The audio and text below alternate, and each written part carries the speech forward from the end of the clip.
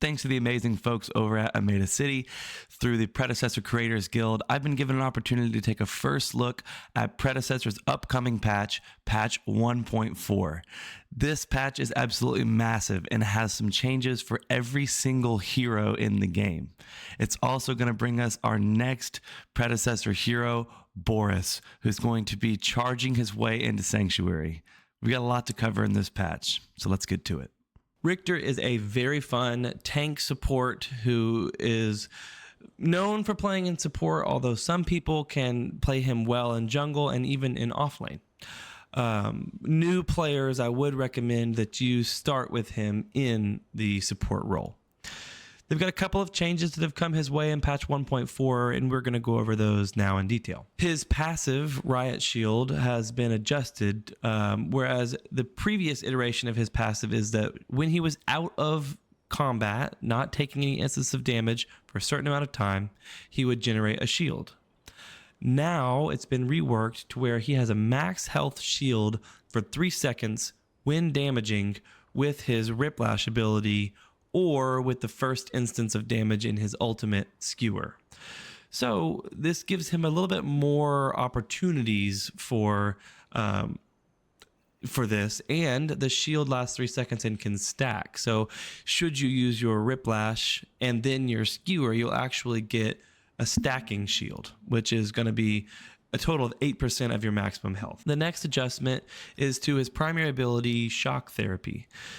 This ability now, interestingly and really great for him, is that it's going to remove shields that are on enemies, which is great because there's a lot of different ways that enemies can gain shielding.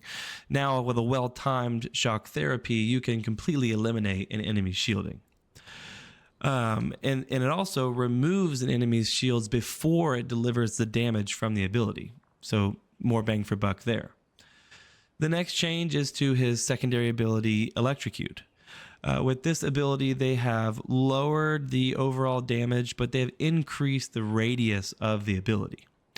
They've also given him a more movement speed on this ability, which is great because it helps him to stick on to targets. The next change comes to his alternate ability, Whiplash, which is the ability I mentioned in association to his passive ability, Riot Shield. This ability is his pull. He throws his hook out and he pulls an enemy back to him. They've they've increased the base damage, but a cool quality thing they've done is now you can cast your hook in air. So let the trick shots begin. The last change they've brought to his kit is to his ultimate, which is a tough pill to swallow. They have made it to where you can now cancel Riktor's ultimate with enemy crowd control. In previous patches, you were unable to stop Riktor's ult mid-cast. Now, should you deliver some hard CC to him, it will stop his ult, which is just a tough thing for my boy Rick James here, because when he commits this cooldown, which is a 2 minute, minute and a half, minute 20, depending on rank, you may lose the entire ability right after you cast it, if you're playing into a team that knows what they're doing.